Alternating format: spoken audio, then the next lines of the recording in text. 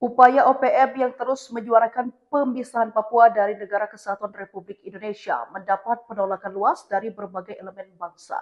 Keberadaan OPM dengan segala tindakan kekerasan dan propaganda politiknya telah menciptakan keresahan mendalam di tengah masyarakat Papua.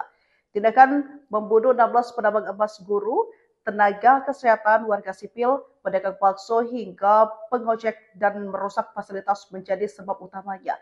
Mereka menilai OPM kehilangan arah perjuangan. Melihat ini, para tokoh adat berang dan berteriak mendukung TNI Polri bertindak tegas. Warga Papua menginginkan kehidupan yang lebih baik, bebas dari ancaman kelompok separatis yang merusak harmoni dan menggagalkan pembangunan. Jonas Wenda, Ketua Suku Habulah di Lembah Balim, dalam pernyataan resminya mengatakan, para tokoh masyarakat menilai OPM telah mencederai hati rakyat Papua dengan menumbuhkan ketakutan, penderitaan, dan kekacauan yang tak berkesudahan. Lebih lanjut, Martinus menyampaikan pentingnya penguatan institusi keamanan agar perlindungan terhadap masyarakat Papua dapat lebih maksimal.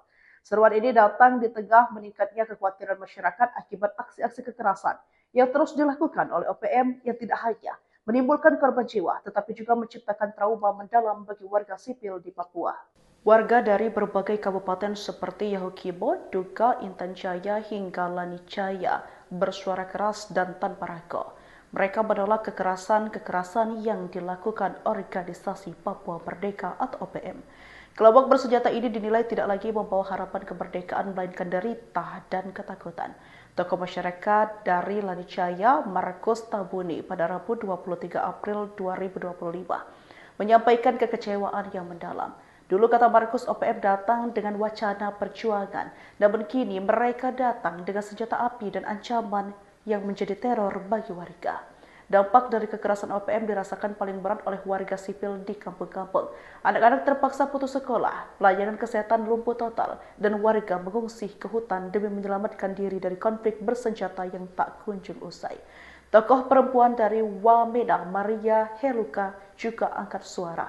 Masyarakat Papua kini tidak lagi diam. Para tokoh adat, pemuda, dan kelompok perempuan kompak menyuarakan satu tuntutan: hentikan kekerasan OPM, beri perlindungan nyata bagi warga.